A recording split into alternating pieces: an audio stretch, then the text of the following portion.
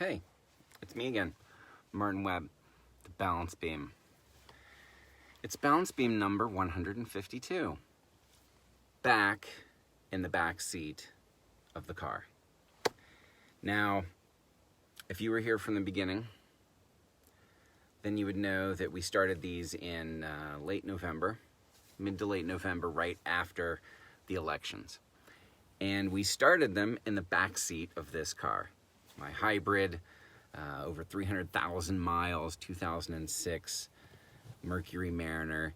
And it's getting back to the season where it's cold and rainy.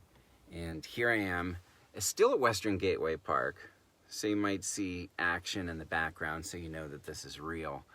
But I'm returning, 'tis the season to return to my vehicle. And it's partially because I live in such a rural location.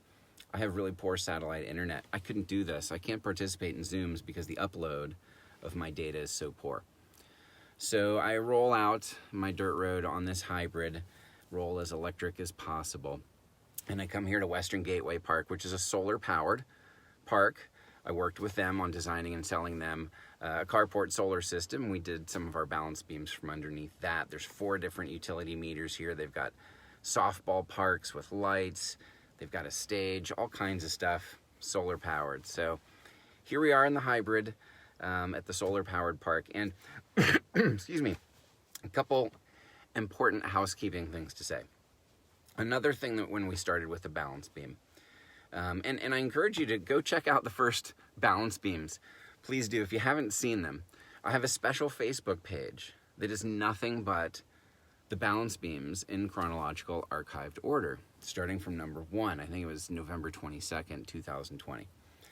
So go back and check it out because I was just driven to do this. I didn't really have a plan. I just had a lot of awareness and knowledge and drive and concern, and I was inspired by a couple of friends that had done their own Facebook Lives, and I thought, you know what, I need to do this. So go back and check it out. You can see me just making up the deal as I go. And it slowly took shape. But some of the most important concepts that I wanted to share with people are there in those first ones. So it started out every single day. I had so much to say, and there was so much concern right after the election. And as this year has progressed with more and more climate issues, I started it every single day at 5:30. I would come and talk. I did that through the end of last year, so November, December. Beginning of this year, I thought, you know what, I need to slow this down. It's taking a lot out of my day, so I switched to every other day. So for a few months, if you were here, this was every other day we'd sit here and chat. And then at a certain point earlier this year, I did Tuesdays and Thursdays. Here's the deal. Next month, it's 1 year of doing these talks.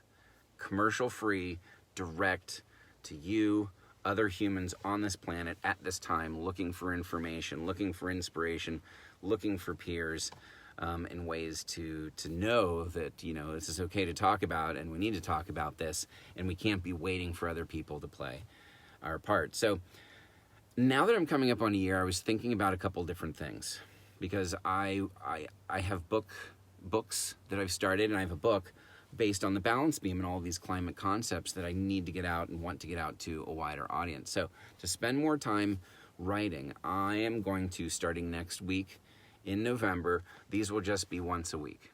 Every Wednesday, we'll still do this at 5:30. So it might even be a little bit longer, depending. Might be able to go to 45 minutes. Instagram is no longer offering me the opportunity to push these up to IGTV, so haven't been doing the 15-minute dances, haven't been needing to edit it. And that was kind of what was driving the length of these. So there's going to be a balance beam today, Tuesday, and there's going to be one on Thursday. And then starting next week, I'm going to push out some posts on social media so people know this. It'll just be every Wednesday. Every Wednesday, we'll sit down, we'll talk about what's happened over the last week, where we're at right now, what we need to do for the next week, and make sure that we're staying aware, we're staying real and hopeful about, you know what, let's aim for the best that we can possibly hope for. We don't know how good we can leave things for future generations. We know how bad we can, but the reality is going to be somewhere in between. And so, hey, Sarah, thanks. Can't wait for the book. Yeah, I've got it started. It's basically a lot of these same concepts. The stagecoach theory is a big one of mine.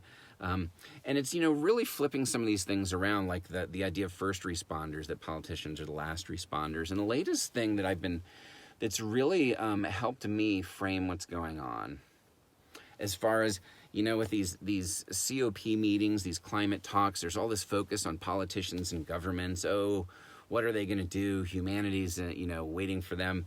Are they going to phase out fossil fuels? And I'm going to read a little bit about that. But here's honestly what's happening with politicians, okay, and governments. Currently, they're operating under a plan to phase out humanity. That's the current plan, is to phase out humanity. That's what the science shows. That we are on track to make Earth uninhabitable sooner rather than later. So we're not trying to get them to phase out fossil fuels, folks. We're trying to get them to push out the date that they phase us off of the planet. That's where we're headed. And right now, the current plan is to phase out humanity maybe by the end of the century. And what we're trying to get governments to do is, can you push that phase out date a little bit farther? Just keep buying us a little bit more time. There is absolutely no plan to phase out fossil fuels or do the things that we need to do fast enough. As far as at the government level, that's why we have to do what we have to do. And we can't sit here and just wait for governments and politicians. Business and politics is based on emotions and lies. I've been around 50 years. I'm a student of politics and business. I've owned 4 different businesses, 3 of them solar businesses. They're successful. 1 business that was a retail business that wasn't successful. Bad location, not enough startup funding. We won't talk about that one. But I'm a student of this, and business and politics is largely made up of emotions and lies, okay? Marketing is based on lies and emotions, lying to you and playing with your emotions. We're the best, we do this, everything's amazing. And then politics is pretty much the same. It's based on emotions and lies. They are not doing anything that they said they will do. You get that, right? They never do. Do you ever check up on them? Tell me what laws politicians have passed that you could think of. Give me 5 to 10 that you can think of, that that you can say, yeah, over the last few years, this is what's really worked out for me. So it's really just based on lies and emotions. But I'm going to read you something that, here's where you can look for action. There's a lot of climate action happening on the personal level and on the finance level. Pay attention to finance, because finance is not based on lies and emotion. Finance is based on risk, forecasting, and using math and science to make that as accurate as possible. Finance, the finance world, is based on as accurate as possible framing risk and forecasting, not lies and emotions. And so there's things like this happening. I got my latest, if you're in PG&E territory, you've gotten your pie chart for their utility power mix. And natural gas is back in the mix. Yeah, it was fossil fuel free for PG&E in 2019. 2020, 16% natural gas. But on utility companies and finance, here's where I want to give you some hope and peel back the hood of society so you can see, there's people that know what's going on and they're doing something about it. Because the people that have the money, they're forecasting using science and math, and they can see there's a shitload of risk coming down the pike. So Moody's you might heard of. They're a very famous credit risk agency. And this is actually from December 2020. I've been sitting on this so long. This is shortly after we started this.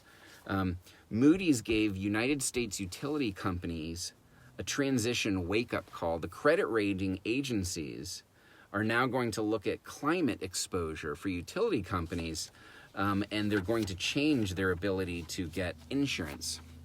And they're going to mess with their credit scores. So the finance companies are going, hey, I know that's cool that you're kind of ignoring this, but if you're ignoring it worse than other companies, we're going to give you worse credit ratings. And what they discovered is 40% of U.S. power generators are poorly positioned for a transition to a low-carbon economy because their business plans still rely on coal and natural gas through 2025, according to a new framework that Moody's Investor Service is applying to arrive at carbon transition assessment scores, CTAs, carbon transition assessment scores for utility issuers, U.S. utility. This is important because the credit rating agency's new CTA, carbon transition assessment scores, will inform Moody's analysts, bankers, and investors thinking about risks and opportunities that will shape all of the revenue potential of the power sector. How a CTA score, which is again a carbon transition assessment score, it's in the finance industry, you're not hearing about this. A CTA score will affect a utility borrower's cost of capital. So depending on what their CTA shows, a utility company it's gonna cost them more or less money to operate. And so these new CTA scores were designed to align them with environmental, social, and governance metrics. And for bankers and investors who've been grappling with the risk of this carbon transition, the CTA scores offer another way to differentiate between companies. So it gives another reason for utility companies to try and decarbonize as fast as possible, because it makes it easier for them to borrow money, more attractive, less risk. And so just know that this kind of stuff is happening. It says, in Moody's view, coal generation, by the end of this decade, coal power is only going to be about 10% of America's electricity mix. And so they're really doing what they can through their levers, their financial levers, to say, look, if you're not doing something about this, you suck. And the people that are doing something about this, they're awesome. You should give them more money because they're managing this risk. So I just wanted to expose that to you, that, again, remind yourself, especially when it comes to climate, but on almost everything, business and politics is based on emotion and lies. I've got a lot of training in sales, and it's based on emotions. And if you're a bad person, a bad company lies. But if you're a good person, like I always worked hard to be, it was honesty and transparency and integrity, but I was trained to work with people's emotions. Before you show them that price for a solar system, you stay away from numbers and you stay completely in the emotional side of the brain as much as possible. So what is it that's bothering you about the current status quo? What solutions are you looking for in solar? You sort of tease out this emotional story, and then you make it so that they just want it. And then you show that number at the very end. There's ways to just mess with people's emotions. So finance is not playing games when it comes to the climate. So that's a little exposure to that. Okay, I want to read you some interesting information, because some fascinating new polls have just come out on what Americans think about the climate crisis, or as I like to call it now, the plan to phase out humanity. And so what's fascinating about this is it's extremely polarized and sadly partisan. I want to say as an aside, this partisanship in general has got to stop, but around the climate, it's seriously got to stop. It's seriously got to stop. It's like we're all on a cliff together, and it doesn't matter who you voted for. We all just have to help each other get off the cliff. It doesn't matter what religion, what gender, sexual orientation. I don't care who you had sex with. Can you help us get off the cliff? Let's do this.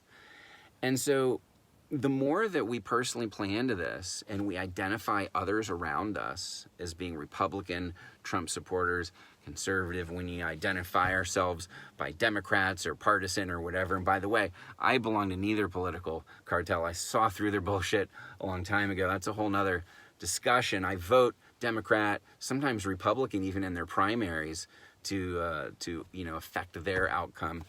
So I'm a big supporter of free thought and free thinking. But so it's really sad, though, to read these numbers I'm going to show you. The people's thinking on the climate is extremely separated by partisanship, and it's not even close. It's like, do you think about this, the climate? Democrats are here, Republicans are here. So climate action. This is where you can find, there's climate action everywhere. And climate action means dismantling the partisanship bullshit in our lives that comes out of our mouths, that the view, the partisan glasses that we're seeing people, it serves a purpose sometimes. But these two parties have done such a great job at getting us to identify with their gangs that it's our identity and we can't even see through to other people. So if you want to see these numbers change, and we need to get everyone on board with this, stop with the partisan bullshit, that we need everyone to work together. And that's what's beautiful about this time of equality, with poor being elevated as much as possible, minorities, people of color, indigenous, women, all sorts of genders, orientations. We have to raise everyone because we need all hands on deck with this emergency. So check this out. Two competing fascinating headlines. Okay, and normally I would do my little dance. I know, Sarah, you said that you like the 15-minute dance. So there we go, edit, here. I used to have to edit, but I don't. So check this out. I have these two different news articles. You like that? Smokestacks and Shell. So the first headline says this, revealed. Now this is the same set of polls, okay? It says revealed. 60% of Americans, what? 60% of Americans, what? 60% of Americans say that oil firms are to blame for the climate crisis. 60% of Americans say that oil firms are to blame for this crisis. A majority, like a clear majority, enough that they would overcome a filibuster if we were the crappy Senate that's got that whole rule thing going on there. So 60% of Americans say that oil firms are to blame for the climate crisis, but at the same time, 2 out of 3 Republicans say they don't want these companies accountable. Nearly 2 in 3 Republicans believe oil and gas companies are at least somewhat responsible for the crisis, but they don't want these companies accountable. In fact, even when they were told that oil and gas companies knowingly misled the public about their products driving climate change, even when Republicans were told that, okay, look, here's the deal. They knowingly misled the public. Most Republicans said the public and the government should not hold those companies accountable. So I'm going to read a few other crazy things out of this so you can get a sense of our peers, because we're all kind of in this together, and we need to stop this plan to phase out humanity. So it says a majority of Americans want to see oil and gas companies held to account for lying about the climate crisis and contributing to global heating, according to a new poll commissioned by The Guardian, Vice News, and Covering Climate Now, which is a 400 to 500 news desk consortium of different groups, including myself, when I do the climate report on KVMR, 400 to 500 different news desks that have agreed to sort of share climate news and make it important to get this out. And their reach is somewhere in the billions, like 1 or 2 billion people are exposed to this network. So it says this was just released today. So fresh. Smell that. That's fresh climate data. Yeah, it smells kind of good. It says, released today. The poll reveals that the U.S. remains sharply divided over the causes of the deepening environmental emergency following the fossil fuel industry's long campaign to downplay and deny climate science. That division falls largely among political lines. Surprise! With Democrats and Republicans at total odds over the source of climate disinformation. Now, it's a poll that surveyed 1,000 American adults, which is considered a credible poll, and found that 70% said that global warming was happening, okay? I want you to get centered on this, and this is partly why I do these chats, because the information is constantly changing, and it's important to also get more hope. As we give ourselves hope by taking action, it's also important to see how the numbers and the speedometers and things on our climate dashboard are changing. What does the rest of the world believe? What do Americans believe? Are we gaining? Are we getting progress? Because look, here's the deal. Seriously, more people are going to be concerned as time goes on. This isn't an issue that less people are going to be worried about. This is something that is clearly only going to get worse. And eventually, everyone's going to be talking about the climate every day if they already aren't. And we've talked about this before. Most people are talking about the climate every day, whether they know it or not, because almost every issue today is created by the climate, is impacted or affected by the climate, whether it's losing power because of winds or fires or what have you. So just know that this is going to become more and more of an adopted mindset and frame of mind for everybody.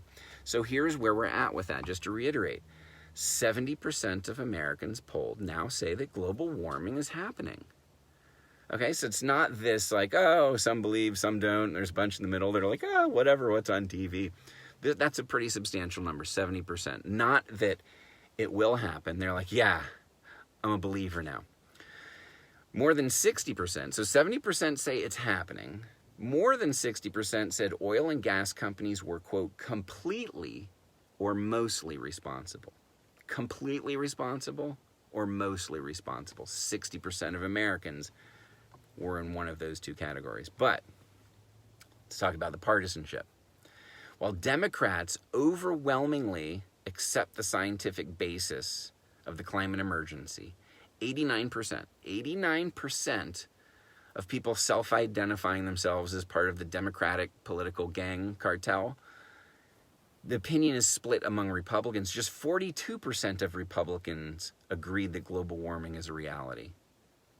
Less than half. 89% of Democrats, I'm going to make this my screen here, if this is 100%. 89% of Democrats believe that global warming is real. Less than half of that, 42% of Republicans don't believe it's real, and 36 outright deny it. So the majority of Republicans don't believe it's real. The overwhelming amount of Democrats do.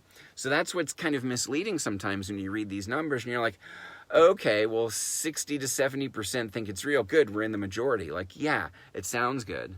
But when you strip it down to this horrible way that these two cartels have debased our country and our population, our citizenship, that deserve way more respect than this, it's actually completely horribly split. That is not okay. Those numbers are not even close. 89% to 42%. So bad news. The remainder of Republicans said that they didn't even know. So, and then when it comes to responsibility of oil and gas companies, of course, it's heavily Democrats. 83% felt that oil and gas companies were mostly or completely responsible, where it was really only 28% of Republicans that said that. So I started off this whole article saying 60% of Americans believe that oil and gas companies are responsible. Like, no, it's actually 83% Democrats, 28% Republicans. It's really, really sad. And I'm sorry for people that support the Republican Party, either for one of two reasons. They don't know any better, or they know better and they feel like they have no alternative. So sorry for all of those folks, because it's clearly a party that has no place in the modern world. They really are. They have the fastest plan to phase out humanity. Their plan is to phase us out really quickly. Democrats are like, let's do it quickly, but maybe a little bit longer. There's really not a huge difference in their plans right now. So it's interesting. It says the findings offer insight into the growing public pressure on the oil and gas industry as it faces dozens of lawsuits by different states and municipalities. But what I want to show you most important is this. I just want to cut to some chase here. This right here is the estimated global greenhouse gas emissions in billions of metric tons. And this is time, and this is 2020. You see that kind of peak right there? That's 2020. This is global emissions and where they need to go to be at 1.5. And that's by the year 2030. Okay, this is just the end of the decade. This is a decade. We have a decade to do this. This is where we need to be to keep things at 1.5, which is still bad. We're at 1.2, and that's horrible. And every little bit makes it worse and worse and worse. So I want to stop for a second. Are you familiar at all with earthquake Richter scale? Each of those little decimal places might not seem like much. Oh, it was a 4.4. Oh, it was a 4.5, 4.6, 4.7. They actually mean quite a lot. And it's the same here. We're at 1.2, and to add another 0.3 and 0.4 and 0.5 is insane, because we are already seeing everything start to fall apart because of nature. just, shaking up our Etch-a-Sketch. But at any rate, if we decide to go ahead and let it go to 1.5, that's how emissions need to go. If we want emissions to go to 1.8, which has never really been discussed, it's here. 2 is here. This is the Paris Agreement. They were like, let's let it go to 2. I mean, think of how much money we could make. They will just devastate things. But the Pacific Island countries that are going to disappear and be wiped off the face of the universe, never to be seen again, they were the ones that refused to sign off on the Paris Agreement unless 1.5 was also put in there. Science has now agreed that, yes, we really need to stop it here. The rich, wealthy nations have a lot of money. We're like, let's go to here because we really are enjoying how comfortable we're getting destroying nature and humanity. So 1.5, 1.82, this is where we're currently headed. This is current policies. This is business as usual. Nothing is changing on politics. They're changing nothing. These are the pledges. They added up all of the pledges from all 200 countries. And that's where there's at the Paris Agreement, they said, we're supposed to go through here. They were like, okay, well, what are your pledges? This is what they can, that's the bullshit. That's how much of a difference politics can make. They've added up all of their new pledges. That's as far as they can go. They said this, they pledged this, they're not even doing this. No one is doing any of the actions that they even pledge. So this is where we're headed. You see that gap? You see that huge gap to get us to 2 and 1.5? That's you and me. That's the work we're cut out to do. Because those liars and emotional string pullers of business and politicians, they are just following our lead. It's not what they're selling, it's what we're buying. Politicians are, the government is bought and paid for and captured by business interests. Don't even kid yourself at this point. So if you're giving your money to all these businesses, they're the ones that decide what kind of government you have. And it goes back to what I call the stagecoach theory. The United States populace is like people riding in a stagecoach. And you've got these horses. And the horses are the federal politicians. And you've got a right team, and you've got a team on the left. The Republicans and the Democrats. And they're hitched up together. And what you get to do is you get to vote to see which team pulls a little stronger than the other. Yeah, that's all it is. But they're very wedded together. Like they work together to grind everything to a kind of a halt so that they get really well taken care of better than anybody else. But not a lot gets done. But anyway, you've got these 2 teams of horses, okay? You've got the right and the left. And one of the things that I want to tell you about this stagecoach theory of mine is that because they're never given free rein to pull completely hard all the way to the left or completely hard to the right, that limits the range of outcomes for our country. It'll pull a little bit to the right, it'll pull a little bit to the left, and if you plotted that out in a graph, it would be a very narrow range because they never are going to let themselves get away from each other. And it makes us feel exciting. Yeah, put some money on that horse. But here's the important thing. Who the hell is steering the whole thing? Who's up there pulling the reins and directing the horses and the politicians on where to go? Business. So you can holler out the window of the stagecoach and go, less oil, steer away from oil. And then when you hand the driver that $50, more oil please, they go right on. And they jerk those reins and they head towards the oil. So, you can holler at those damn horses all you want and get excited about voting which team, but the outcome is predetermined. And the more that you're paying the drivers to head in a certain direction, that's where things are going to go. So, yeah, still vote and, still buy what you have to do. I drove here. I used gasoline, but there's so much low-hanging fruit. There's so much that we can do. And the more that we do that, the more that eventually they'll realize these are the things we want to buy. We want to buy products that are local, that are safe, that aren't exploiting people or the planet. And we want products that are empowering us to produce our own effing things for ourselves. And you're going to support us being the producers, not the consumers. Anyway, gotta go. It's been a half an hour. I'll be back on Thursday and then next week every Wednesday. Love ya.